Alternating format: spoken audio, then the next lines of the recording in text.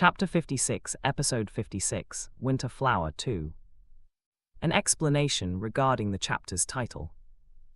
Winter flower refers to the camellia flower, and in some languages, camellia sounds similar to camel, so the winter flower is indirectly referencing the character camel. Why that is so is something the author only knows. Maybe his parents named him after the camellia flower, and because he's a guy, it became camel. I don't know, but that's the closest explanation I could give. When one thinks of the word fantasy, it conjures up thoughts of swords and magic. Thus, numerous swordsmen existed in Pleiades, the world of Legend of Heroes. More than half of the characters used swords, and there was also a high proportion of swordsmen among the playable characters. In particular, the main characters of each episode, such as Landius and Camel in Episode 1, Maximilian in Episode 2, and Luichel in Episode 3, all used swords as their main weapon, so it could be said that among all the characters, those who were called heroes used swords. Thus, it can be said that the four great swordsmen symbolized the strongest people in Legend of Heroes. These four great swordsmen were chosen by players among the many swordsmen characters. The Four Great Swordsmen was not a title that existed in the setting, as it was a kind of meme commonly used like the Four Heavenly Kings and the Four Great Kings, but because it was so widely used in Legend of Heroes, the title was virtually treated as an official setting. Camel, Maximilian, Luther, and Scarlet. There was a lot of discussion on who among the four was the strongest, but in any case, Camel took the lead among the four great swordsmen and the allies and enemies altogether. He was also the only character that appeared in the entire Legend of Heroes series. That was why some say that Camel was the true main character of the Legend of Heroes series. He had a lot of fans ever since he appeared in the first episode. Although Jude himself liked Landius more, Camel was in the top range if he ranked in sequence all the characters that had appeared in the game. Now then about Camel. The Ghost Blade. He was the strongest in the Guardians of the Holy Cross if you exclude Elendia, their leader, who was completely shrouded in mystery. As one of the four great swordsmen, he owns the extremely cold magic sword Olmace, one of the 7 famous swords in Legend of Heroes. Unlike Landius, who underwent a shocking visual change in 10 years, Camel remained the same familiar character when he appeared in the second episode. He was dressed in black with a hood covering his pure white hair. He had a beautiful face that heavily exuded a neutral charm, and infinitely cold blue eyes that were like gems. As if it was his character setting, he had a stiff facial expression and rarely smiled except when he's with Landius, who had been with him since the first episode. He quietly stared at Jude before he opened his mouth and spoke again. I was observing your movements at the request of Landius. Jude nodded a little at Camel's words. Because Landius was a magnanimous person and not a foolish one. He wasn't a person who would leave his disciple unattended. In fact, I tried to somehow end my observation here in the north, but I couldn't, because Saluzia moved. It was Saluzia, one of the 6 branch executives of the Devil's Hand. The power of a high-ranking demonic human was comparable to the heads of the Guardians of the Holy Cross, and even as one of the heads of the Guardians of the Holy Cross, he had no choice but to be focused and stay alert in order to immediately respond against her. I found and saved you while I was tracking down Saluzia's whereabouts. It was a roughly understandable story. And it was really like Camel to start an explanation and not care about introductions. To put it simply, he was not interested in anyone other than Landius and his colleagues in the first episode. Where were you going? If you keep moving north, there wouldn't be any other place except outside of the border. It was a low but beautiful voice.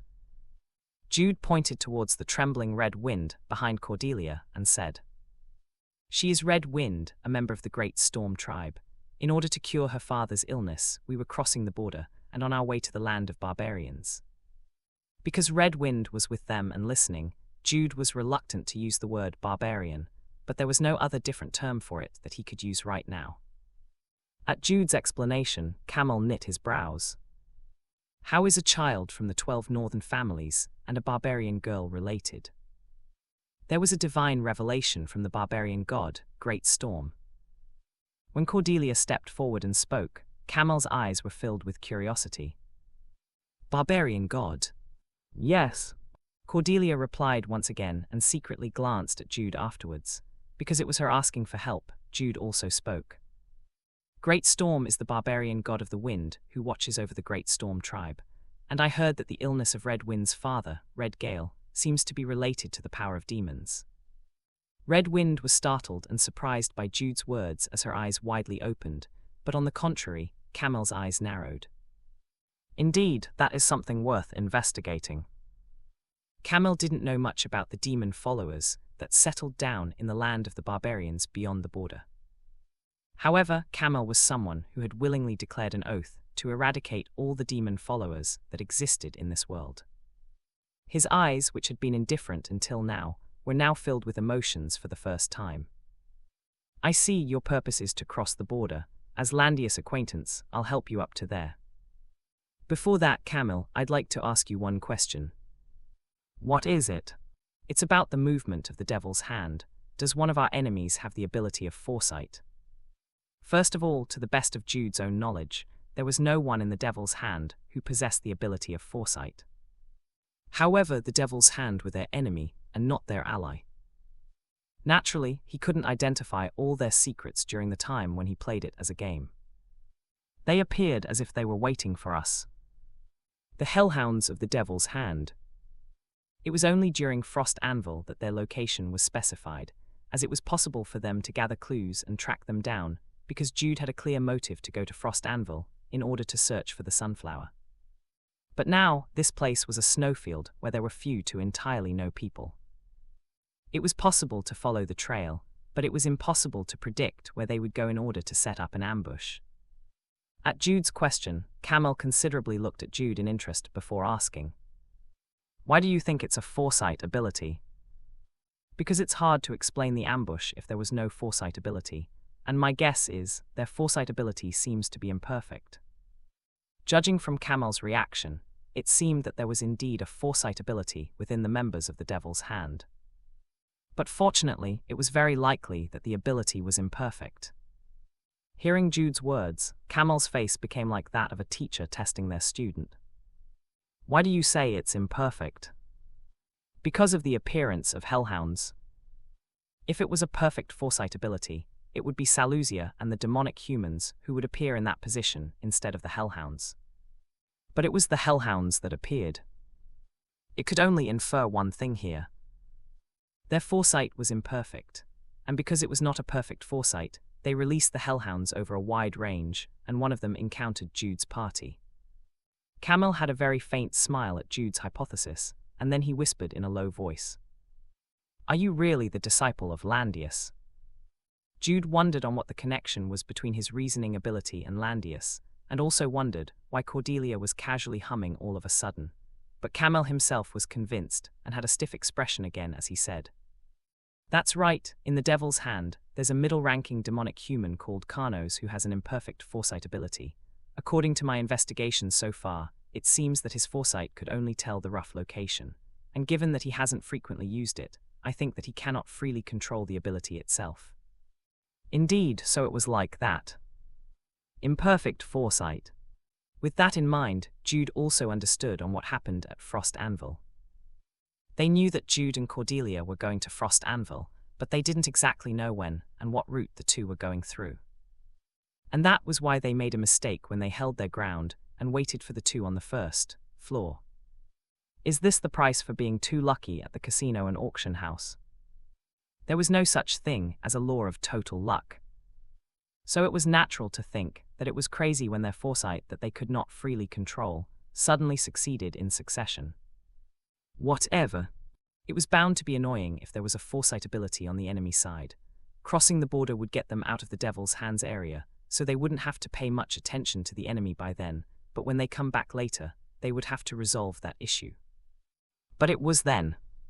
Cordelia suddenly tugged the edge of Jude's sleeve and sent him a quiet glance. "It's strange." "What?" "It's just a little strange."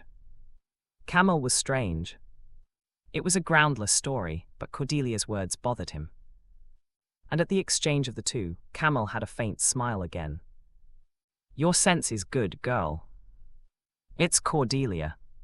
Camel had a similar way of speaking like his friend Landius. He turned back to Jude and said again, It is my clone who is in this place now. A clone made from the secret arts of the Guardians of the Holy Cross. Since it had appeared several times in Legend of Heroes 2, Jude was first surprised but was soon convinced. No, wait, it's a problem if he's a clone. The strength of the Ghostblade Camel, one of the 4 great swordsmen, was different from the other heads of the Guardians of the Holy Cross. 2 higher-ranking demonic humans like Saluzia was not enough, and 3 of them must be gathered before they could have a chance at confronting him. However, the story was a little different if it was a clone. It would be possible for Saluzia to fight against him. At his current status, it was certainly possible. If they properly fought, Saluzia was more likely to win. This clone will now be heading north to strike Saluzia. The Guardians of the Holy Cross was not only active in the Len Kingdom. As they were active throughout the continent, Camel did not always stay in the Len Kingdom. That's another reason why he's using a clone in the first place. Do not worry too much. I will not leave alone those who have received the barbarian god's divine revelation. I will protect you until you reach the border. Camel straightly said that when Jude's expression became serious. But Jude shook his head. No, I think it would be better for us to move separately. Do not let Camel accompany them. At Jude's words, Red Wind blinked her eyes, but not for Cordelia, because she understood Jude's real intention. The only one who can stop Saluzia is Camel. On the other hand, Saluzia is absolutely necessary on their side in order to stop Master Camel. So, rather than being really curious, his eyes had a testing look again. Therefore, Jude explained in detail like a student making a presentation. When Master Camel shows up, Saluzia has no choice but to move. It's good if they mistakenly think it's your real body and hide their tails between their legs and run away immediately, but it isn't bad if they notice that it's a clone too. Saluzia will not be able to neglect Master Camel. They will surely think that my group is hiding together with the real Camel. If it doesn't work though, Master Camel can attack Saluzia then. A confrontation between the strongest person of each side. Have the White Queen and Black Queen engage with each other to prevent each side from moving. Camel now understood Jude's real intention, so he asked as his gem-like eyes narrowed. Can you do it? What Jude meant was simple. As long as it's not Saluzia. The two can pass through all the other enemies through their own efforts. That is why they needed to separate Saluzia in advance, as she's the greatest risk factor. They'll remove Saluzia herself from the battlefield so that they could move. If the 2 of us are together, we can do it. When Jude held Cordelia's hand as he spoke, Cordelia seriously nodded her head too. If the 2 are together, they can do it.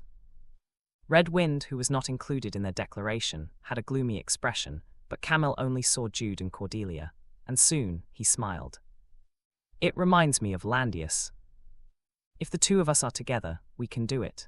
It was what Landius habitually said during their hardships in the Paragon Kingdom. And indeed, Camel and Landius did it. So Camel nodded his head. Okay, I'll move along with your plan, but before that. The end of Camel's words trailed off as he walked straight towards Jude and stopped in front of him. Camel then asked, looking straight into Jude's eyes. I heard that you ate the sunflower, but was there any problem while you were ingesting it? At Camel's question, Jude nodded after a little hesitation. Because it was true. While in the middle of absorbing the sunflower, he had quit once and went to battle in order to save Cordelia. However, Jude did not look back at Cordelia, because he was somehow worried that Cordelia would feel burdened. But Cordelia's hand, who was still holding on Jude's hand, slightly twitched. Camel said again. Indeed, it was not absorbed properly. It wasn't that you couldn't absorb all of it, but that it couldn't fully settle down in your body. But thanks to that, your Gyumjulmeek is almost cured. Camel, who had spoken so far, placed his hand on Jude's shoulder. He looked down as he said. It's impossible to completely cure it right now. However, the distortion caused by the interrupted flow during absorption can be corrected. Cordelia's face instantly brightened at Camel's words. Really? Yes, indeed. Because he was Landius' disciple and not anyone else. If it was someone else, Camel would have ignored it even if Jude had properly absorbed it or not. I'll correct the distortion. then the Chinmujich would be able to properly exert its power. Wait, its proper power? Cordelia asked again. If so, what the hell was that Chinmujich that we had seen so far then? Chinmujich is the heavenly talent for martial arts. Even if I correct the current distortion, it is still not possible for it to exert its full power, because the Chinmujich had been suppressed by the Gyumjulmeek for a very long time. In short, what he was saying was that Jude's current Chinmujich was not yet the full power of the true Chinmujich. It would still not be at its full power, even after the treatment that Kamil said he would do. Chinmujich is completely a cheat. Cordelia absurdly looked at Jude, but soon her face brightened up again. Because Jude wasn't someone else's cheat, but her side's cheat. Tien, the word that Cordelia actually used is Yurijip, which can mean my house, our home, or our place. Yuri is usually used when addressing your own family members, so technically Cordelia was sort of unconsciously acknowledging Jude as belonging to her house home, or that he is hers already, hahaha. I used her side though, as using my home's cheat looked weird. We don't have time, can I start right now? Yes, please. Jude couldn't refuse this opportunity. Or rather, it was the main character of the first episode who had offered him this much opportunity, so he couldn't refuse. When Jude agreed, Kamil said with a little mischievous smile, "It will seriously hurt like hell." Yes, that was it. An excruciating pain suddenly struck Jude's whole body. Chapter 57, Episode 57, Winter Flower 3. I forgot to clarify it last chapter, but Kamil's clone is something like a doppelganger, and not some scientifically made clone. It's a bit close to Naruto's shadow clones, Kage Bunshin. Saluzia stood on the cliff, where Jude and Cordelia had jumped, and clenched her fists.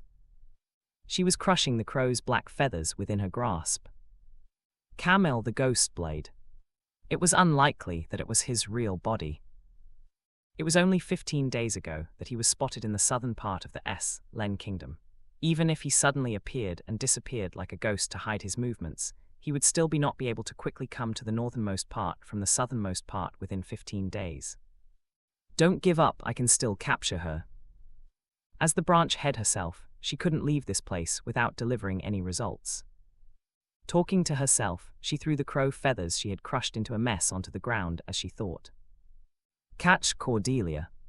In addition, she'll eliminate the clone of Kamil, one of the main forces of the Guardians of the Holy Cross, which was her organization's enemy.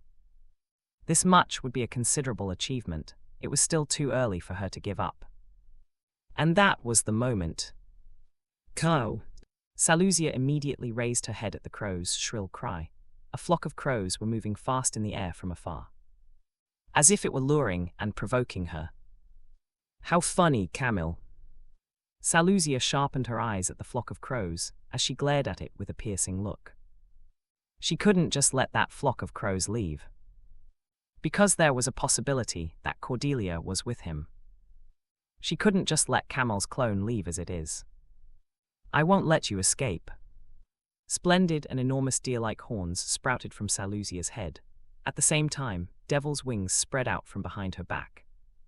It was the demonization of the high-ranking demonic human that alone shook the atmosphere of the surrounding area. A purple evil aura rose like flames from Saluzia's whole body as it tainted the ground and sky. The snow in the snowfield completely melted. Saluzia flew up.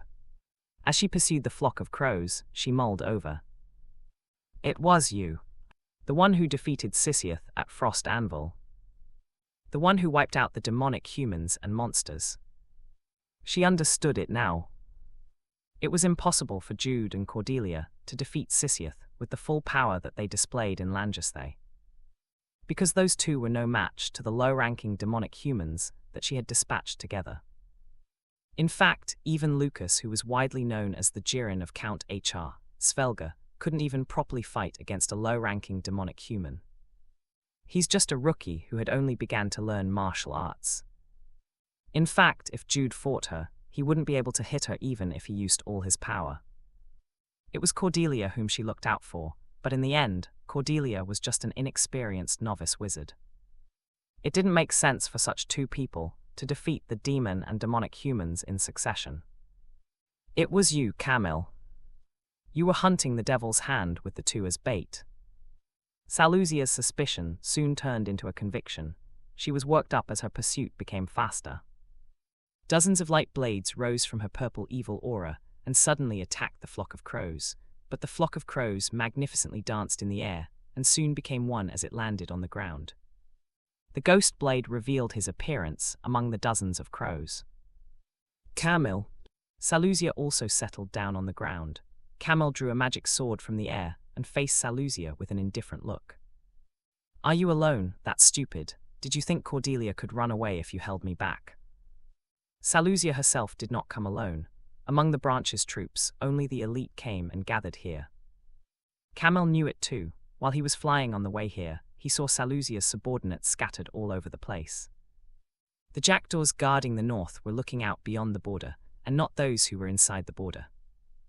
Moreover, it was almost impossible to get the help of the jackdaws, as this was a deserted place with very few people. Therefore, Jude and Cordelia could only break through the siege of the devil's hand with their strength alone. Impossible. Something like that couldn't happen. What could those two children do at best? Salusia's arguments weren't generally wrong. They were correct statements. But Camille replied with a calm expression. They said yes. What? They said they could run away. Or rather, it wasn't just that. Jude had said that he would definitely break through. And one more thing. An important fact that he learned while correcting the distortion of the sunflower. Yin-yang body. He was an existence who had the potential to inherit and possess both Landius' extreme yang energy and Camille's extreme yin energy. That was it. Camille didn't drag it any longer. Like when he was with Landius, he showed a faint smile and held the sword he had pulled out. He said in provocation to Salusia, "Come, I will fight you alone." Salusia burst into anger at the eyes that belittled her. She charged towards Camille. Jude ran, a simple action of moving forward by spurring on the ground with his 2 feet. But it was different. The feeling itself has changed from before. His hands and feet felt free. There was a pleasure that came from the fact that he can move his own body in the way that he truly wanted. It wasn't just that. His whole body was overflowing with strength. The circulation of Kai energy became faster. He thought that all the martial arts he had used so far were fake. Chupaha. Yelling a cry with an unknown meaning, Jude stepped forward. With a bright smile, he carried out the 24 gale steps. It was the genuine 24 gale steps. Bang! The air burst. More than 10 gusts of wind spread out in all directions, and in the meantime, Jude became a gale. Without hesitation, he swept towards the enemies in front of him. Bangs, bangs, bang. Peals of thunder burst out. In the place where the gale swept, the heads and necks of the hellhounds were broken, and then without fail, a golden whirlwind rose and swept around. Cordelia couldn't even see him properly. In her eyes as a wizard, it was impossible to accurately observe Jude's movement. He swiftly moved and faced head-on. He faced the hellhound head-on. The hellhound tried to bite Jude off, but it was impossible. Like the wind, he passed by the hellhound's attack. At the same time, a golden whirlwind interrupted the hellhound's movement. A peal of thunder burst again. A thunderbolt strike broke the hellhound's whole body. Bang! The sound burst. Jude looked back. He checked Cordelia and Red Wind before he became a gale again and ran straight to the front. Based, Cordelia unconsciously said. In her witch transformation, she ran and used the magic blade to deal the last hit to the enemies that Jude had knocked down. At the same time, she identified the pursuers who were gathering. Ha. Red Wind was just running and following behind Jude. Thanks to a forbidden elixir made by mixing various potions, it became possible for her to run at Jude and Cordelia's speed. But as expected, she was still new to it. She was running out breath from just following them. Ha! Jude ran forward and made a holy cross. The huge golden holy cross, which was twice as big as before, stretched out and moved towards the front. It was an attack similar to the holy cross he had used in the witch's forest. It was thanks to the inner Kai amplified by the sunflower. Moreover, Jude could feel it. This was not it. There was still a way to make it more efficient. With it, he can use a stronger and faster sacred battle aura. Chun Mujit, a heavenly talent for martial arts, the incarnation of martial arts. Budoim. The monster in front of him collided with the Holy Cross and was shattered. It was a natural occurrence for snow golems to frequently appear along the northern border. Jude ran through the monster's shattered body. Cordelia then shouted behind him. They're rushing from both sides, 7 o'clock, 2 o'clock. Trees blocked the view of those places. However, Cordelia's sense after entering the witch transformation was almost as good as a radar. Jude immediately understood Cordelia's words. She even pointed out the direction, so he easily dealt with the situation. Whirlwind, the continuous gale, and a peal of thunder burst out again. Yower! Jude cried out, and Cordelia thought again. You always say I'm an animal or beast, but you're more of a beast. But it was good. Cordelia somehow found herself repeatedly laughing. The only one who couldn't laugh was Red Wind, but she could see them too despite hurriedly running after them. The fact that the power of the two far exceeds that of her peers. It was the reason why the Great Storm chose these two people. There it is. A piercing roar came from the front. It was the loud cry of someone with purple skin and a giant build. Jude and Cordelia simultaneously saw him and identified him. Baras, synthetic demonic human made from monsters, not demons. Specialty is rushing. Attribute is flame, but he doesn't use attribute attacks, so you can ignore it. Can only attack in a straight line. Attacking the side is the rule. Magic defense is unusually high. Weakness against slash. Vicious killer.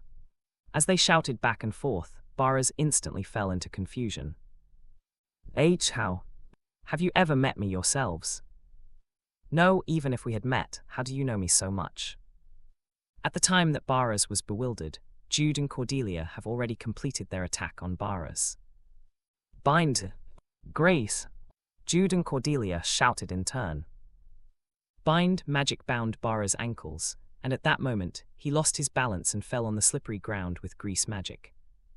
His high magic defense meant that he was strong against magic damage, not that he could interfere with magic itself, so bind and grease would work well enough for him. Ugh! And they continued. Cordelia ran past him and stretched out her hand. With the power of the witch, she used a blue telekinetic power to flip him over the slippery floor. Ugh! Baras was turned upside down as if he was rolling over ice. Of course, as a synthetic demonic human with the power of a monster, he immediately used his strength to destroy the bind, magic. He successively enveloped his whole body with mana to increase his defense. Jude just disregarded it. Baras thought that the attacks would continue, so he stood up in a fluster, but he could only see it then. Jude was standing in front of him. He saw the figure of Jude drawing his sword, while wrapped around by a whirlwind that had still not disappeared. Jude carried out one attack. The deadly strike of the Eastern warrior's sword that he remembered. Hell's blood slash. The Eastern warrior's sword made a loud noise. At the same time, Cordelia met eyes with Baras. With one eye closed, she used the evil eye to paralyze him and interrupt his movement. It wasn't a complete eye contact because she was worried about the backlash. In fact, she had used it weakly just to distract him, but that was enough. A huge red slash split Baras' chest. Black blood that was unique to a synthetic demonic human spurted out, and a ring of pure white light emerged around Jude and Cordelia. Tell us how. When Red Wind caught up with the two, Baras fell with a thud, and Cordelia looked straight ahead. She could see a wall that was around 10 meters tall. We are here. It was the border. Now all they had to do was to cross that wall. But how? There was no time to think, because Jude had already moved. With Red Wind in one arm and holding the waist of Cordelia in his other arm, he used the 24 gale steps. I said I'd carry you, right? HMPH. Cordelia snorted and Red Wind blushed in embarrassment, but neither Jude nor Cordelia saw Red Wind. Jude kicked the ground again. Cordelia hugged Jude's neck and a whirlwind paved the way. The gale reached the top of the 10-meter wall in one fell swoop, and at the end, he made an extraordinarily high leap. They were in the air. Jude and Cordelia saw it. A land of the barbarians that widely spread out beyond the wall, and the overwhelming splendor of nature. "Let's go." Jude spoke again as he kicked the wall. They crossed the border to smash the northern barbarians' invasion scenario. Chapter 58, Episode 58, Divine Revelation 1. Flag event flag, a condition in game programming that causes a variable to change. Event flags are set off when certain events take place, like boss battles, cutscenes, leveling up, or anything that's important to the plot or to the character's stats. Flags can also trigger anything, from changing a character's status to activating subquests or side plots to adjusting what sort of random encounters show up. Frog in the well, a Chinese idiom that refers to a narrow-minded person who doesn't see the larger world around them. An English equivalent would be small little fish in a big pond. Carry used to refer to a high-level player who tanks for and kills strong enemies for a lower-level player to level up. They are thus carrying the low-level player until they get stronger, mooching off their kills to get XP and loot. Oh yeah, if you see an italicized my or her, it's the Yuri-jip word again, which meant my house, my home, or our home. Someone in the comments said that it could also mean my family. It has a possessive meaning, implying that something is part of one's family home. In the original version of Legend of Heroes 2, or specifically its first released version, there were a total of 11 playable characters. 4 in the S-Len Kingdom, 5 in the Argon Empire, and 2 in the Barbarian lands. As the two major powers in the continent, there were many characters from the S-Len Kingdom and the Argon Empire, and in the case of the S-Len Kingdom, it was quite distinct that the hometown of the playable characters were concentrated in the north. Except for Kajsa, the other 3, Jude, Cordelia, and Lucas, were all from the 12 northern families. So why was it like that? Kajsa is from the south, which meant that there was no one in the center at all. Wouldn't it have been better to distribute them evenly in the north, the center, and the south? And when the main story was released, everyone understood it. It was because of the Northern Barbarians' Great Invasion event that had a great impact on the S-Len Kingdom as well as the entire Legend of Heroes 2. Because of the big event in the north, it was naturally reasonable for there to be many people from the north. Added to this were the playable characters from the land of the barbarians, Red Wind and Carrara. Both of them were naturally barbarians, so they had no choice but to be connected with the Northern Barbarians' Great Invasion event. In the end, 5 out of the 11 playable characters, or about half, had a direct connection with the Great Invasion event. The remaining 6 people were indirectly affected a lot too. It was a great event that would shake up their S-Len Kingdom, one of the 2 major powers. So if we can completely destroy this event, we can get closer to the ending that we want. A world with a truly happy ending, where there was no great summons, and no massive war occurring between the angels and demons, did not originally exist. So they must take good care of that person without fail. The most important key person, who could change the Great Invasion itself into nothing. Red Gale. Red Wind's father. The chief of the Great Storm Tribe. They had to save him. Yaha. A few minutes after they've crossed the border. After he ran like a gale and hid themselves in a crevice of a rocky mountain, Jude raised both his arms high and shouted. What should he call this feeling? A sense of freedom. A genuine feeling of being alive. I think you're a little crazy. Having sat down on the ground, Cordelia frowned and spoke, and Jude guffawed like Landius and said as he looked back at Cordelia. On another note, I kept my promise, right? Promise? I told you I would cross over the wall. Wall? The Great Wall built at the border was also a wall when viewed from a broad perspective. Though it was excessively high and broad for a wall. Let me see, I hugged or carried you, I crossed over the wall, I also stood in the front line, I'd like to nurse or care for you, but I can't let you get sick, right? Yes, you can't. Jude seriously spoke as he counted with his fingers and Cordelia threw a snowball. She laughed a few times and then cocked her head to one side, and just like that, she looked up at Jude and said, You're like a beast. He acted recklessly while panting. It wasn't just her impression of Jude being nimble so far, but he was really like a beast when in battle. He was like a big cat or savage beast running wild in excitement. At Cordelia's words, Jude nodded his head and then said with a serious face, "Madam, tonight, your servant." "Stop saying that." "Yes, madam." Jude obediently gave up joking and squatted in front of Cordelia as he said, "But I'm really overflowing with energy. It feels like my energy is constantly surging." "Have you properly absorbed the sunflower?" "I think so. As Camel said, it feels like my Chenmujich finally opened its eyes." If he thought about it, this kind of growth seemed to be fitting, because he ate a flower that bloomed once every 20 years, and was also a flower full of yang energy that bloomed in an area full of yin energy. And Chenmujich. It was difficult for people who were geniuses from birth to realize their own genius, because all the talented things they did felt so natural to them, but it wasn't for Jude. He had memories of a previous life, so it was also possible that it was self-objectification, but as Camel pointed out, his previous Chenmujich was no different to a fake when compared to his current Chenmujich. It may sound like nonsense, but I can feel it. Jude is a real genius. It really is nonsense. However, there was a bright smile on Cordelia's face. Be it a cheat, a genius, or a beast, he was her Jude. Is it possible that the awakening of Jude, which was scheduled for the last expansion pack of the 3rd episode, was the awakening of the Chenmujich? Perhaps, in the original story, Jude never ate the sunflower and never met Camel too. But the current Jude was different. He ate the sunflower, met Landius, and learned the 9th heaven's 9 doors. On top of that, he met Camel and even resolved the distortion. There's also the yin-yang body. What would happen if he could use both the yin and yang energy at the same time? What new heights would he reach? Camel's extreme yin energy and Landius' extreme yang energy. Since he had already built a relationship with the two, he had laid down the groundwork for resolving his flags. You sound like a pervert. Despite Cordelia's comment, Jude did not stop laughing. He saw the road to becoming the strongest which didn't exist before, so how could he, a rotten water, not be happy?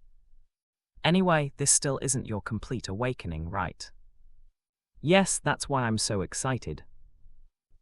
It meant that he would awaken to an even greater genius in the future. Chenmujich is a cheat. Hoo-hoo, and when you use the ancestral regression technique, you'll become a cheat character, and so is your witch transformation. Wasn't it an excellent balance?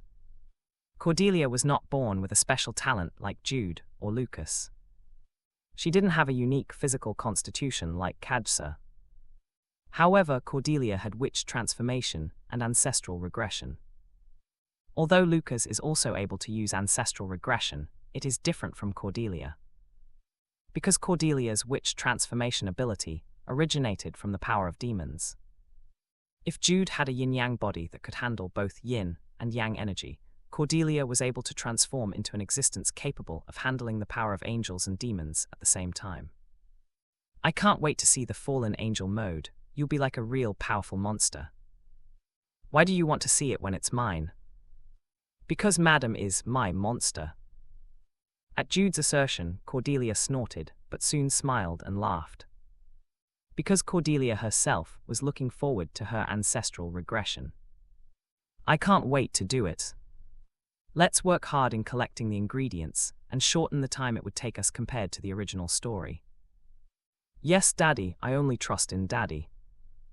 Jude and Cordelia looked at each other and laughed, ha-ha-ho-ho in harmony, before finally realizing that there was one more person with them. Tuak-Ug's blog. At a corner some distance away. Red Wind, who had been gasping and lying on her stomach ever since Jude released her, eventually couldn't stand it and threw up. It wasn't because she found Jude and Cordelia's displays of affection nauseating, but it was a side effect from the intake of the forbidden elixir drug. Red Wind, are you all right? Ha-ugh, it hurts, stomach hurts, painful. Red Wind said with a crying face after having thrown up everything in her stomach. She truly looked pitiful with her tears and runny nose. Sorry, we've arrived here now so it's okay. Let's rest here and then go. Cordelia said as she hugged Red Wind, while Jude quickly cleaned up Red Wind's vomit before looking around to find a better place to rest. And immediately after, Red Wind in Cordelia's arms suddenly burst into tears. The tears she shed was different from her tears of exhaustion from before. Red Wind. Different, so different. Huh. Two people different, so strong, much more than me. Red Wind was someone who was confident in her strength. She believed that there were few people, at least within her age, who would be stronger than herself. But she was wrong. Jude and Cordelia were in a different level than Red Wind herself. Although they were older by 1 year, it didn't feel like there was a 1-year difference between them. She was a frog in the well. Saying that she'll cure her father, she went to the south alone with just that kind of ability, so it was natural that she got caught and became a slave. If the great storm hadn't seriously pitied her, would it have chosen Jude and Cordelia, who were both foreigners? Of course, aside from her being a member of the tribe and the chieftain's daughter. Who? Her sadness, self-reproach, and disappointment in herself suddenly flooded and made her cry uncontrollably. Red Wind started bawling, and Cordelia, with an awkward face, turned to Jude. Do something. It was an unreasonable demand, but like most men who were asked to take measures, Jude was troubled. Though his troubles were slightly off the point from most men's troubles. First of all, it can't be helped. Red Wind was crying because, frankly speaking, she was weak. But there was no way to resolve this. Strictly speaking, Red Wind had not even started her own scenario yet. In a word, she was a beginner. She was in a pure state and had not gone through any events or power-ups yet. However, they couldn't just take her while they leveled up, or the so-called carry. Because it's only me and Cordelia. It was a fact he learned as a result of experimenting when he was with Lucas several times. First of all, only Jude and Cordelia could see each other's level-up effect. Even if they hunted together, it was also only Jude and Cordelia who gained experience points as a party. It seems like in this world, you can gain experience by defeating a strong enemy, but I and Cordelia are the only ones who could form a party. Since the menu itself does not exist in this world, it was impossible to use something like a party request to properly share experience points, except for Jude himself and Cordelia, who were considered as a party from the beginning. It's a little questionable why only the two of us were a party from the very beginning. There seemed to be some cause. Maybe it was because they shared memories of their previous lives, or perhaps they were connected with something like the red thread of fate. Ahem. Jude unwittingly cleared his throat as he saw Cordelia, and Cordelia said again with her eyes. Do something somehow. Well, Jude began to be troubled again. What should he do? As the most obvious solution of a fast level-up was not possible, he eventually had no choice but to choose the next best solution. Red Wind, it's all right, you'll soon become stronger quickly too. At Jude's words, Red Wind raised her head in the midst of crying. She was in the middle of crying because she was sad at herself for being weak, so it was natural for her to react to Jude's words that she'll become stronger. Jude squatted in front of Red Wind and then pat her head as he spoke. Great Storm said this. Red Wind was born with the qualities of a great warrior.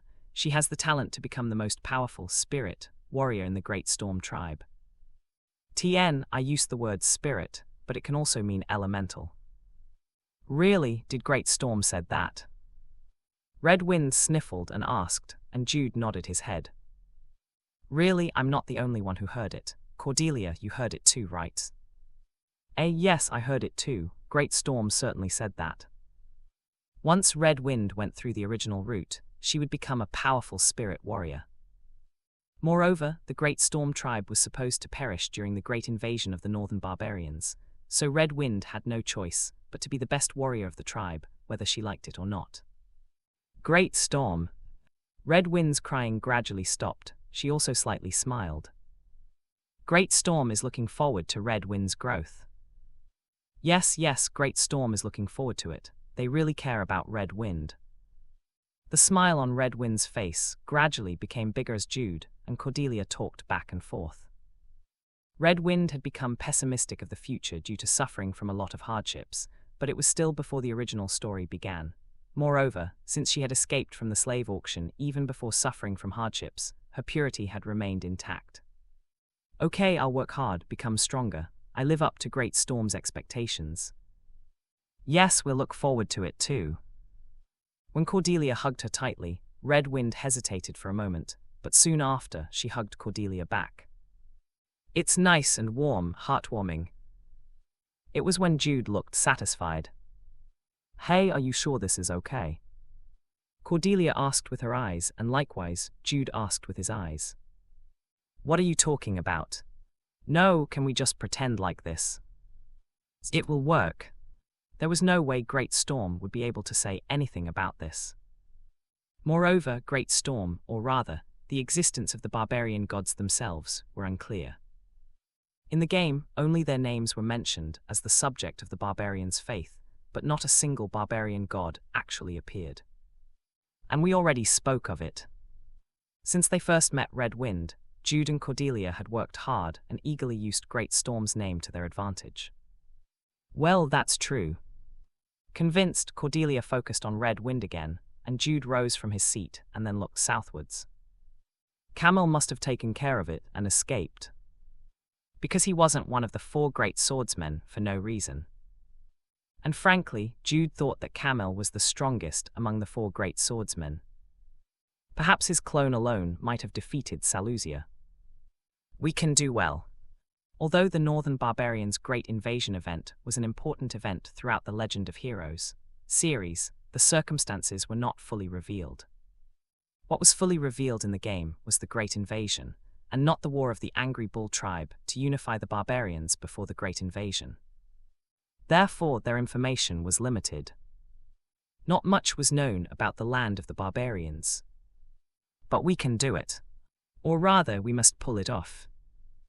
Jude steeled himself as he gazed to the north. I think I know where we are after 2 more days. It's the land of my tribe. Right after sunset. Red Wind spoke in a small voice inside the igloo created with Cordelia's magic and Jude's design and skill.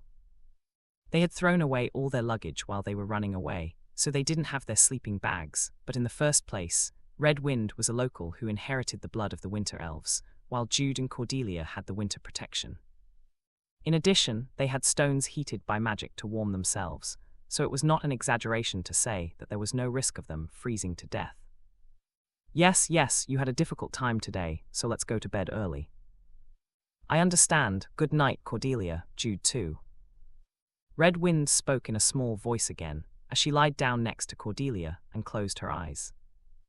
Good night. I feel like a baby. As soon as she closed her eyes, she fell asleep, and Cordelia kissed the forehead of Red Wind before looking towards Jude and saying, Let's go to sleep too. We don't exactly need to do a night watch, right? Because there's an alarm magic circle. Even in Frost Anvil, they were able to escape the hell of a double-shift night watch thanks to the alarm magic circle. After almost blocking the entrance, Jude lied down and spoke after a long time. Good night, dream of me. Yes, you dream of me too. I'll have a risque dream. *T. Cordelia smiled as she raised her middle finger, before she kissed Red Wind's forehead once again, and then closed her eyes. And a few seconds, a few minutes.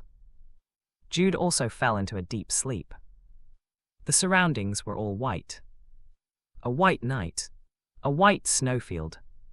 While he was walking aimlessly, Jude realized it at some point. It's a dream. Now that I realize it, I guess it's a lucid dream. Jude looked around again. He was afraid that it was not a dream, because everything was a mess before he came to his senses. The sun and the moon were hanging together in the sky, and above the snowfield, countless fish were swimming in the air as if they were in some kind of sea. Then Cordelia appeared. The Cordelia that he usually knew was thrown into confusion as she stood among the swimming fish, but suddenly she widely opened her eyes. It's Jude. The Cordelia in his dream looked his way and came running with a very happy face. And Jude seriously contemplated. What do I do now that it's like this? Should I dream a really erotic dream? Hey, I can hear everything. Cordelia's low kick hit him, and Jude thought. It's surely Cordelia. She's violent even in my dreams. You haven't been hit enough. Again, Cordelia hit Jude on the back, and Jude realized. It hurts. Of course it hurts if I hit you. Be hurt more, be hurt more. It really hurt. Because of that, Jude understood it. It's not a dream. At least it wasn't an ordinary dream. The Cordelia in front of him was not a fake created by his own dreams. How did this happen? Why are our dreams connected with each other? Were our minds connected? At Jude's question, Cordelia stopped hitting him and said seriously, I don't know either. I just slept well, and at some point I opened my eyes and I was here. I came running because I saw you. Jude first looked at himself before he alternately looked at Cordelia. Now that he saw it, their clothes were different from usual. Each of them were wearing the stylish clothes they wore when they were with their families. Dream. This was not reality. It was some space in their minds. The minds of Jude and Cordelia were connected. Why? How come? And who? It was right at that moment. Cordelia suddenly raised her head, over some distance away, at the sky. The wind blew. It was a small and weak wind. But it soon grew stronger and became a storm. A boy appeared. A white-haired boy with wind all around his body. With his impressively golden eyes shining like stars, the boy looked down at Jude and Cordelia. His eyes quietly narrowed, and his smile was like that of a mischievous boy before he spoke. You continuously used my name as an excuse quite well. A child's voice. However, his strong presence shook the entire surrounding area. Like the imposing majesty of a god. Really? Jude said, and Cordelia nodded her head. Her senses were wildly shouting. Barbarian god. Due to the great storm tribe being still alive, it was a being who had not yet lost its power because the power of Belial, the overlord of corruption, had yet to widely spread over the barbarian lands. Nice to meet you, children from the south. I am Great Storm. The barbarian god beyond the northern border. He settled down on the ground and stepped towards Jude and Cordelia. Chapter 59, Episode 59, Divine Revelation 2. God, a transcendental being. Unlike in their past lives where there were many arguments of whether it exists or not, gods existed in Pleiades. But strictly speaking, the gods of Pleiades were far from the omnipotent God that they knew in their past lives. They were clearly powerful beings with well-defined limits. They were called immortals, but it was possible for them to disappear. If I had to be completely honest, you could say that they possessed stupendously strong supernatural powers. But still, these gods were gods. They were the targets of faith and were great existences that human beings dare not to approach. There are three main kinds of gods in Pleiades. First was the heavenly creator called Lu, the god who created the world. However, he or she was close to a conceptual existence, whose existence was even questioned. It was the four archangels who led the heavenly realm, and not the creator god Lu. The angels were called gods. They were originally angels and not gods, but due to human ignorance, they became beings worshipped as gods. Among them was Solari, the sun god, who was their representative figure. Originally, the heavenly archangels only saw humans as livestock that needed rearing, but Solari, the seventh archangel, was different. She regarded humans as young children or younger brothers, and wanted to guide and look after them. Solari wasn't alone. There were many angels who joined her will, and they descended to the human world and were worshipped as gods by humans. But it was all a story of the past. Because of the long-standing war with the demons, these gods on earth ceased to exist. The last one were the outside gods. They were transcendental beings who existed in the third world, which was neither heaven nor hell.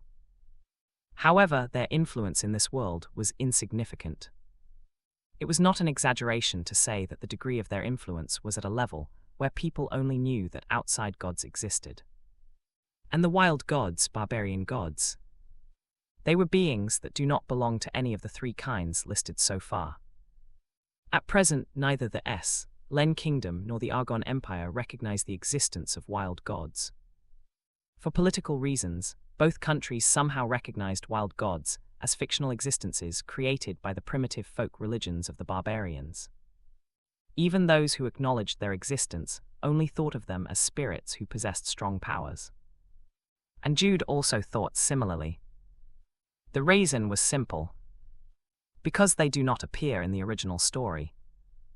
These wild gods were occasionally mentioned in manuals, settings books, item descriptions, and so on, but they never made a direct appearance. There was a theory that they all died because of Belial, the overlord of corruption.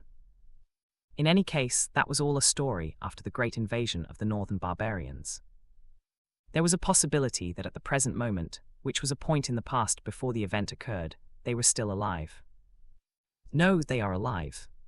In front of him right now, there was a being who proclaimed himself as a wild god.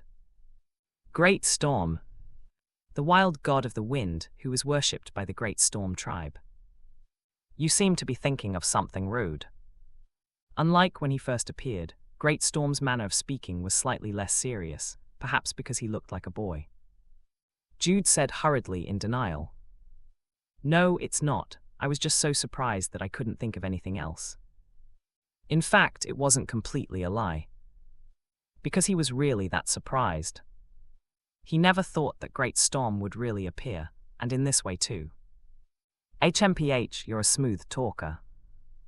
The boy somehow reacted like Cordelia, before he made a rock rise from the ground by pointing several of his fingers, and then sat down on it as he said, Well then, I am Great Storm. You have diligently and continuously used my name as an excuse. He talked mischievously with a raised chin, as he flatly played innocent with his eyes and facial expression, resembling that of a rascal. First of all, I don't think he's really upset. If he was really angry, he would have tried to punish them first for using the name of a god in a deceiving manner. Ahem, it's an honor to meet you, Great Storm. My name is Cordelia Chase. This is my fiancé, Jude Bayer. As Jude was in the midst of hesitation and unsure of what to do, Cordelia stepped forward and spoke. Great Storm smiled in satisfaction at her polite manner of showing respect. But the girl knows what manners is, I like it. If you meet a god, you shouldn't blankly look at them but reveal your names first, girl. At the end of his words, he clicked his tongue. Cordelia seemed to have caught his fancy, but not Jude.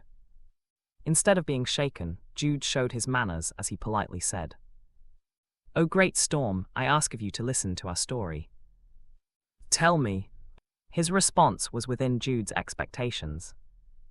Great Storm did not reveal himself to punish them. If so, Jude took a deep breath and steeled himself. From now on, he had to deceive tell a white lie to a wild god, and not just a fairy queen or a witch. Beyond the border in Wild lands, that's what we call it, not the land of barbarians. Great Storm made a comment one step ahead of him, and Jude resumed after expressing his thanks. I've heard of stories that danger was approaching the wild lands. From whom? From the fairy queens and the soul of a witch in the south. To begin with, there was no connection between the fairy queens and the wild gods as far as Jude knew. However, instead of specifically pointing out who they were in case Great Storm didn't know of them, he showed the fairy steps and fairies' bonds he received from the fairy queens. Although his outfit had changed because he was in a dream, the two items were still in his arm. Setting aside the fairy queens, but a witch's soul. Yes, it is the soul of a great witch who fought against Asmodeus, the overlord of lust, for many years. What did they say? They told us about the threat of demons that were approaching the wild lands. In particular, the witch's soul told us about an organization called the Devil's Eye, who seemed to have done something harmful to Red Gale, the chieftain of the Great Storm tribe. Great Storm furrowed his brows at Jude's explanation. And Jude was certain of it then. It's coming through. As expected, Great Storm didn't know who the witch's soul was or what she did. But there was a mixture of truth in Jude's words. Devil's Eye. They were doing something harmful to the wild lands. Red Gale was dying from an illness of an unknown cause.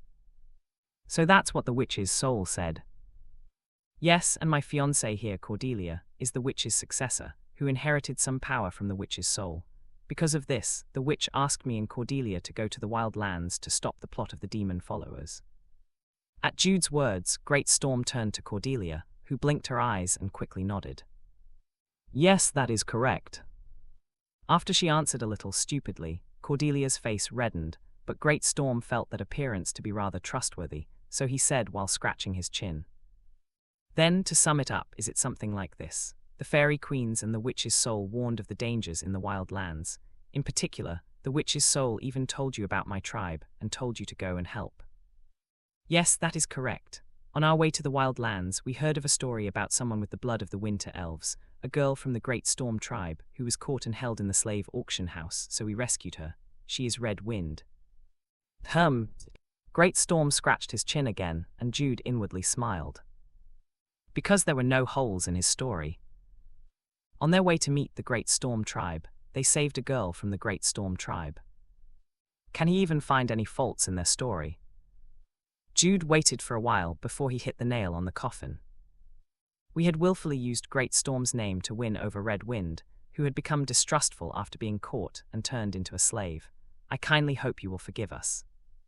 Jude deeply bowed from his waist, and Cordelia, as if by telepathy, bowed her head at almost the same timing. At the courteous apology of the two, Great Storm made a groaning sound before nodding his head. All right, well, because I'm a little benevolent, I will forgive you two for now. Thank you very much. Thank you, Great Storm. Jude and Cordelia promptly expressed their gratitude to Great Storm, who decided to actually forgive them. And Jude took it even one step further. O Great Storm, this humble one dares to ask of you to listen to a little more of my words. What is it? I would like to repay your kindness for forgiving our great sins. I hope that you will allow me and Cordelia to fight for the Great Storm tribe. I would like to become a warrior of Great Storm. It sounded like he was saying that he wanted to volunteer, but the truth was completely different. Our self-proclamation becomes official. At the moment Great Storm allowed it, Jude and Cordelia would become real warriors of the wild god Great Storm. We'll be actively moving in the wild lands anyway. In order to reach a happy ending, the two needed to stop the Devil's Eye and the Angry Bull tribe. Then, wouldn't an official warrior be better than a self-proclaimed warrior? If they got a proper certification from Great Storm, their activities in the wild lands would be much easier. And if we become official ones, he'll give us something. There was no way that a being named God would just appoint them as warriors and solely profit from it. Great Storm narrowed his eyes at Jude's request and made a grunting sound. He didn't have a good feeling about it, as he was sure that Jude was up to something, but he couldn't figure out what was wrong. It looks bad if I just send them back. Because it was true that the demon followers were starting something in the wild lands. In fact, it was the reason why Great Storm appeared to Jude and Cordelia. I feel like they'll squeeze me dry. But he couldn't do much about it.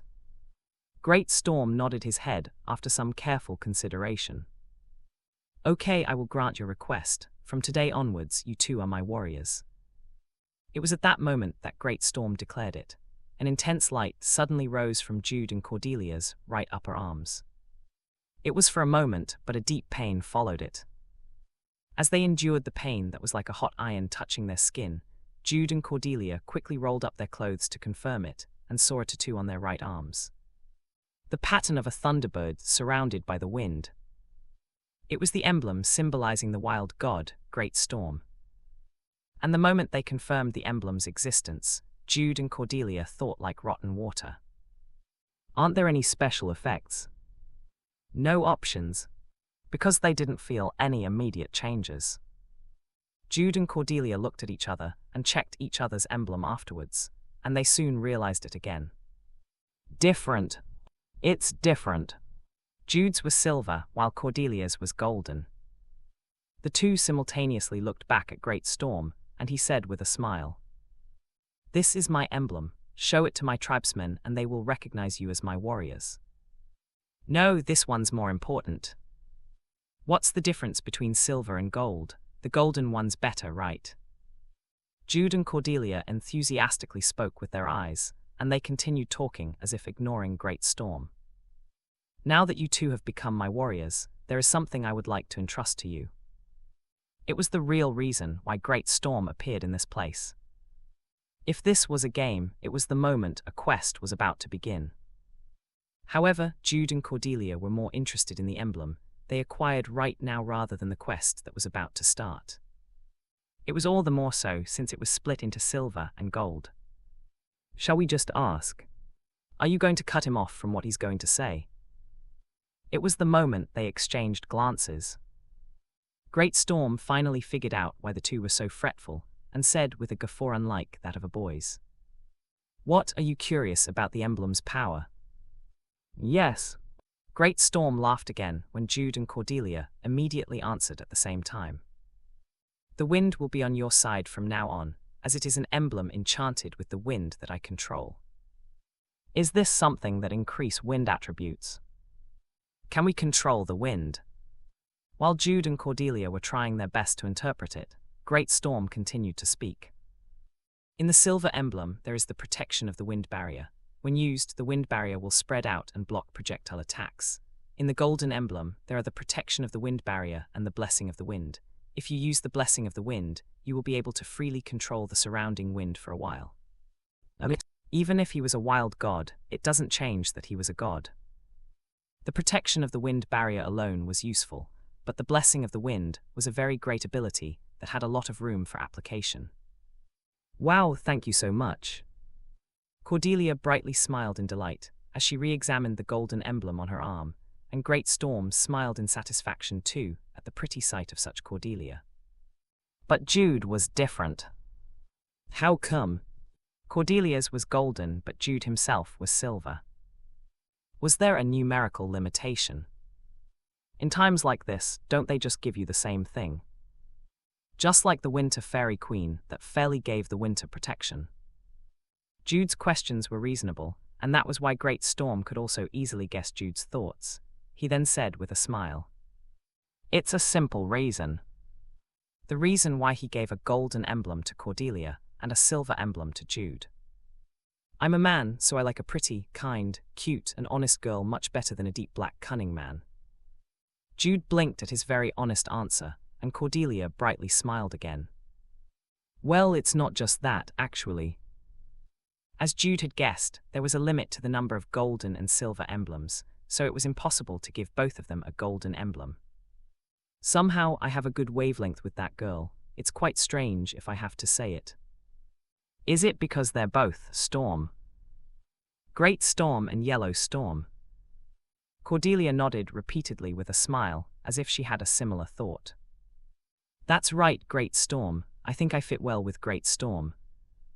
Right, I think so too. It was a conversation between Cordelia and Great Storm, who had become more friendly. Jude tried hard to swallow down the sense of alienation that he felt, and then proceeded to talk again.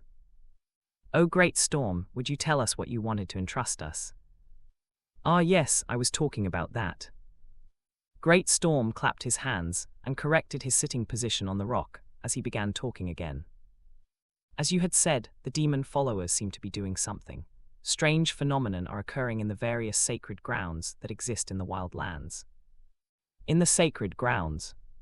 Yes, each of us wild gods have our own areas. That area is called the sacred grounds, sanctuary. It could be said that the wild gods were similar to Korea's local mountain gods. They select a sacred ground within their area and then build their strength in that sanctuary. Because of that, they could exert enough power to be called a god within their area, but if they go outside their area, their strength will sharply decrease. There is a place in the nearby area that used to be a sanctuary. It's a place where the wild god, Violent Avalanche, used to live. Instead of looking after a tribe, he became one with nature. Anyway, even after he disappeared, the power of the wild god remained, and it continued to function as a sanctuary. It was thanks to the sanctuary, which was full of blessings from the wild gods, that the barbarians could continue to live in the extremely cold areas of the wild lands. But I think something has gone wrong there. The energy of nature is twisted, and it seems like even monsters have begun appearing. It was a story that they knew somehow. Great Storm continued his words. As I said for the first time, it seems that it isn't just one or two sanctuaries that have a problem. In the midst of this, I couldn't leave the sanctuary, so I sent some of the tribesmen to investigate, but the results weren't good. None of the warriors who went to the violent avalanche's sanctuary came back. Normally, he would have sent Red Gale, the best warrior in the tribe, but it was impossible because he had been sick for several years. The distortion of the erroneous sanctuaries have begun to gradually affect my own sanctuary, so, children of the South, my warriors, please investigate the violent avalanche's sanctuary. Jude and Cordelia looked at each other. In Legend of Heroes 2, the wild lands did not properly make an appearance. Naturally, the quests related to the wild gods also did not exist. Therefore, it was highly likely that what would happen onwards would be unknown territory, even for Jude and Cordelia, the rotten waters of Legend of Heroes. There was a fear in the unknown. It was a fear that they could not know on what would happen next. But even so, it sounds a little strange, but it feels like a new expansion pack was released. Cordelia said with her eyes, and Jude agreed. His heart was pounding a little with excitement too. And in fact, they had foreseen this. Because the goal of Jude and Cordelia was to destroy the scenario in Legend of Heroes 2. Furthermore, it's not like we do not have any information at all. Although the wild lands did not appear on the stage, the Devil's Eye and the corrupted barbarians clearly appeared, of Heroes 2. The information about them was in Jude's head. There's got to be rewards too. A wild god was still a god. Like how he gave them the emblems, he would give them appropriate rewards. It's simple. It was something that they needed to do anyway, so shouldn't they do it unconditionally if they could get some rewards? Let's do it. This time Jude said that with his eyes, and Cordelia agreed. The eyes of the two headed to Great Storm. Chapter 60, Episode 60, Great Storm 1. Terms used in this chapter. Wasp waist is a women's fashion silhouette produced by a style of corset and girdle that has experienced various periods of popularity in the 19th and 20th centuries. Its primary feature is the abrupt transition from a natural width rib, an exceedingly small waist with the hips curving out below. It takes its name from its similarity to a wasp's segmented body. Source: Wikipedia. Yondu, a fictional character in Marvel's Guardians of the Galaxy comics. Through a series of whistles, he is able to control an arrow made of a special sound-sensitive metal.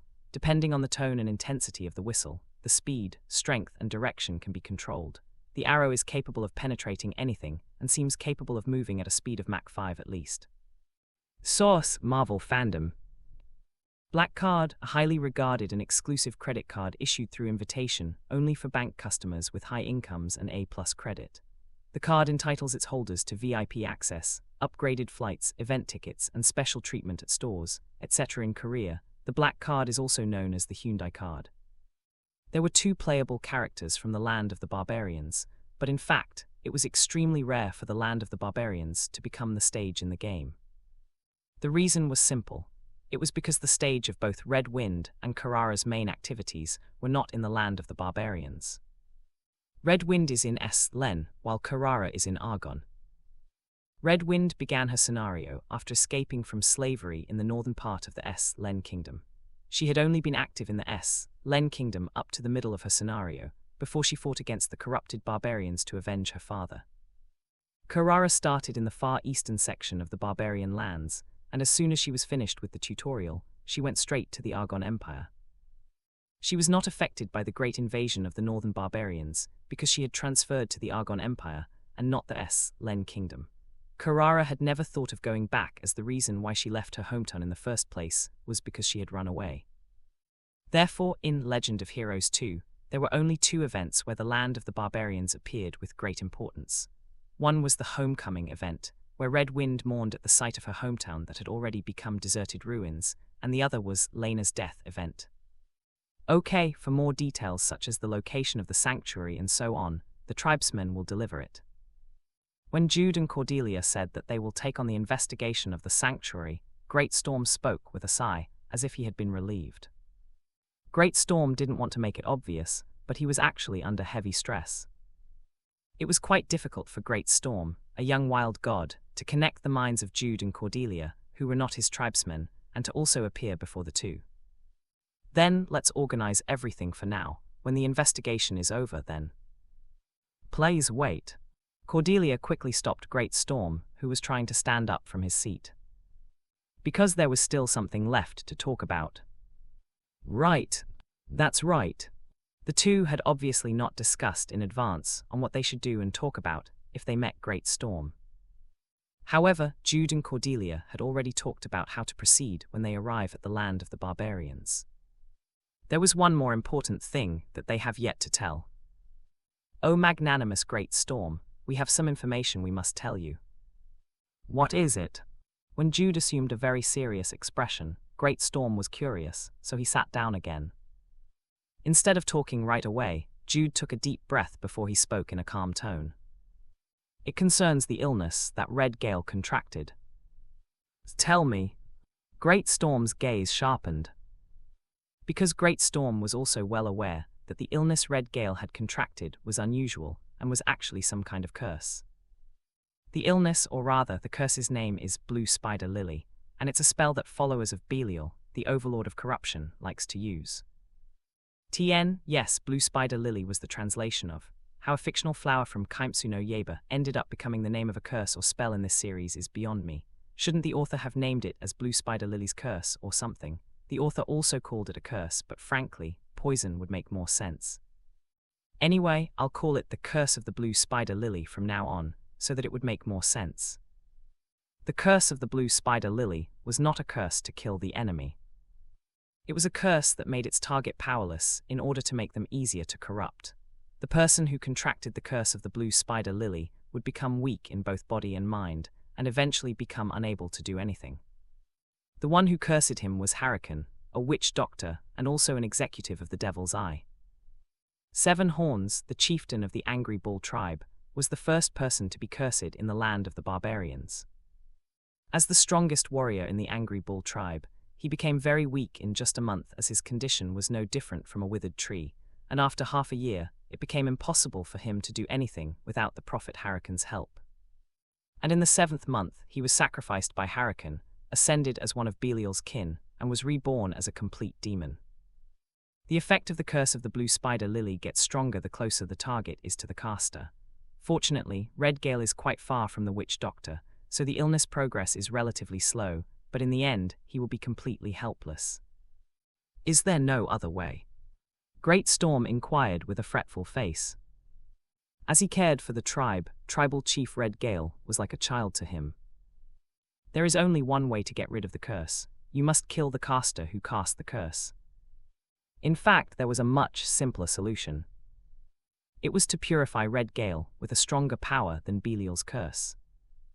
But that was impossible. Among the wild gods, Great Storm belonged to the fairly strong group, but the opponent was Belial, one of the 5 overlords that ruled hell. Comparing the two was pointless. He clearly contracted it when he attended the meeting of the chieftains. It's obvious that one of the people who attended the meeting was the culprit. Great Storm burst into anger, and Jude nodded. It was highly likely that Hurricane attended the meeting of the chieftains and cast the curse on Red Gale, who would become an obstacle to the unification war. "O Great Storm, please calm down your anger. I have a way to improve Red Gale's condition." "Is that true?" Hearing Jude's words, Great Storm jumped from his seat and asked. Jude nodded his head and took out the sun's necklace hidden under his clothes. Anyone who contracted the Curse of the Blue Spider Lily will be eternally exposed to hellish chills.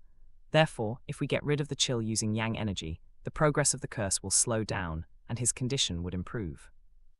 Yin energy symbolizes coldness or chills, while its opposite, Yang energy, symbolizes hotness or warmth, so something with Yang energy is needed to counteract the curse's chill effect.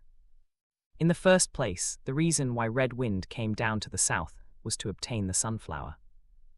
The sunflower loses its effectiveness the moment it is plucked out of the place where it bloomed, so it cannot be used to treat illnesses in the first place. Jude had the sun's necklace. If a person was sick, Solari's item that continuously gave off Yang energy would be able to stop the curse of the Blue Spider Lily. Then we can give the necklace to Red Gale. Yes, he can borrow it, I will lend it. He didn't care if he lent it, but it was absolutely impossible for him to entirely give it away. Moreover, Jude wasn't willing to give it to him for free.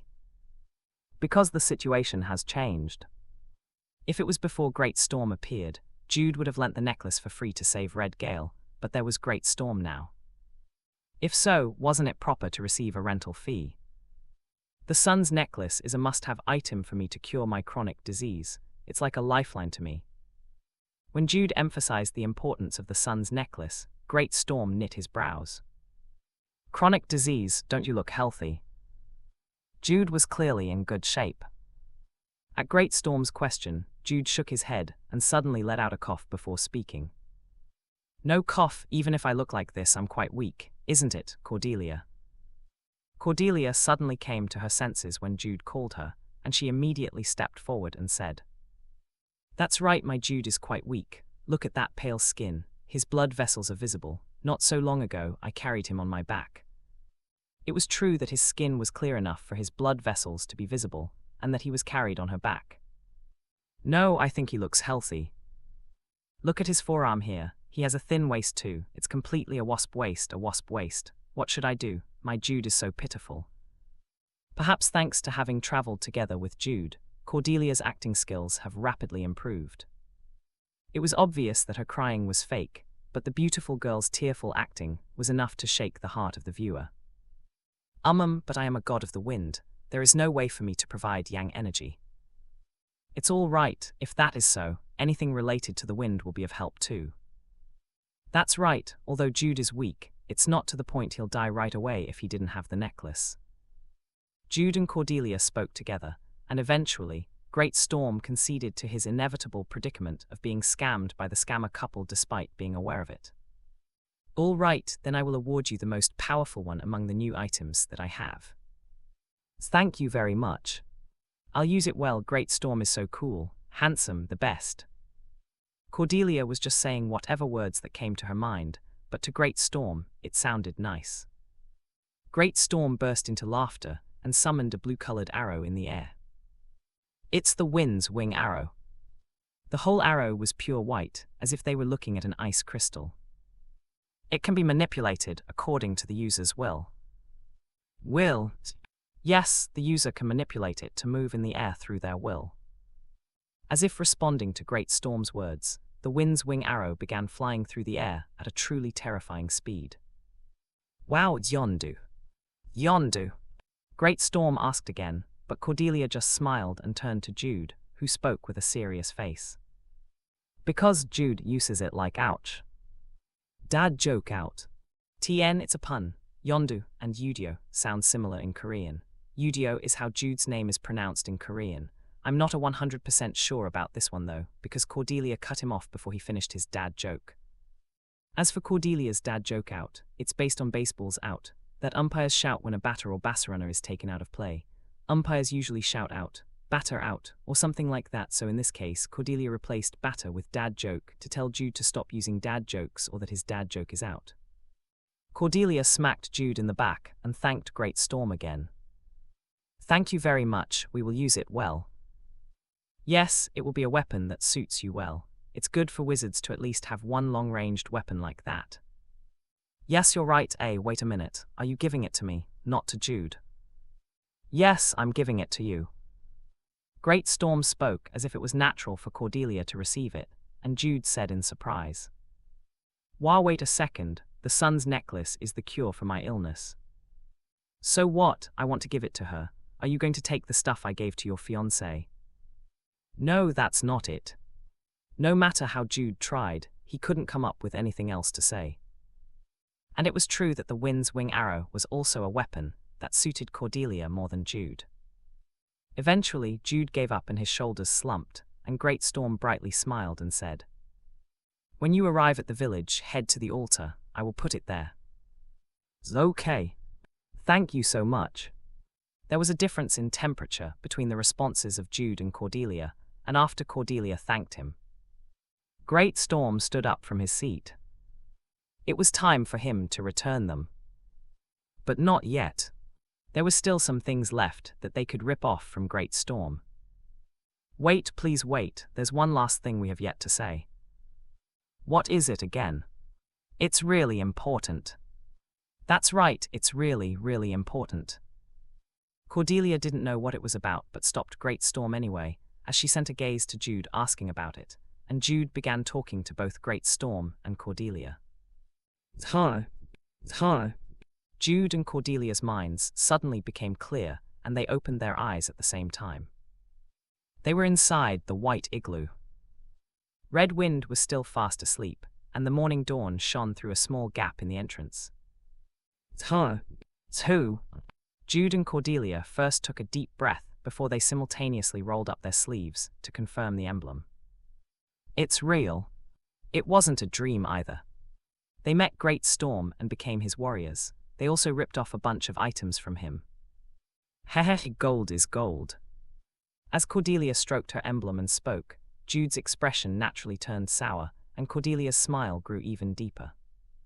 Sil trash, sil rons, deep sea person. TN, the above three terms are Korean slang words in League of Legends, LOL. LOL has rankings, and the lowest is the Iron tier. Above it are the bronze, silver, gold, platinum, diamond, etc. Deep sea refers to those near the bottom tiers, so if you belong to the Iron tier, you are at the deepest of the sea. It's arguable where the surface of the deep sea is, since it could be diamond, platinum, or lower. Deep sea person refers to a player stuck in the deep sea. Sil trash is a combination of the words silver and trash. Trash is a derogatory slang referring to people of low social status or class, and silver refers to LOL silver tier. So if you're sil trash, you're someone who belongs to the low-ranking low-class silver tier. Sil rons is a combination of silver and bronze. It refers to people who are constantly going up and down the bronze I and silver IV tiers, meaning they're always stuck in either of those two tiers. So why is Cordelia using this? Because she got the gold emblem and Jude only got the silver emblem. Gold tier is higher than silver tier, and since Jude got silver, she called him all these three terms to emphasize that he's lower than her. Ahem. Pretending not to hear me, huh? You were saying silver or gold. Yes, next time, Silrons will come out for you. It was a squabble that he couldn't win from the very beginning. Jude gave up before he got to his feet and removed some of the snow blocking the entrance. He looked outside and said to her afterwards, "Let's just eat enough for this morning and then depart. We'll have to reach the village by tomorrow night." They had thrown away all their luggage while running away, but fortunately, he had carried some portable rations on him. It was enough for 2 days as long as the three ate in moderation. Cordelia nodded at Jude's words and said as she rummaged through her pockets, "I want to go quickly. I'm really looking forward to what the store would be selling." It was the norm in RPGs to go to the store first when one stops by the village. But what was good this time wasn't just because they were expecting to upgrade their equipment. It's free. It was what Jude had demanded from Great Storm. We needed a free pass. Free pass. In other words, a black card. Wasn't it reasonable for Great Storm's warriors to receive equipment that they would use to fight for Great Storm? Shouldn't they support the warriors on their journey to uphold Great Storm's will by handing over supplies and covering their expenses? It's because we actually don't have any money. It was doubtful if the Len Kingdom's currency would be accepted in the Wild Lands, and in the first place, Jude and Cordelia had lost almost all of their money when they escaped across the border. They weren't exploiting them just for their own benefit, as it was a rather necessary measure. Jude the Scammer, king of rip-offs, a vicious man who even ripped a god off. So you don't like it? I love it. A man who has the strong ability to maintain a livelihood is the best. He was her scammer and not someone else's scammer. Daddy, you're so cool. You're a man of this generation who can turn a crisis into an opportunity. If it's for my princess, I'd even cheat a god. The two exchanged warm whispers while laughing, and after they woke up Red Wind, they hurriedly prepared for their departure. And on the following night, not long after the sun had gone down, the three finally arrived at the village of the Great Storm tribe. Hello.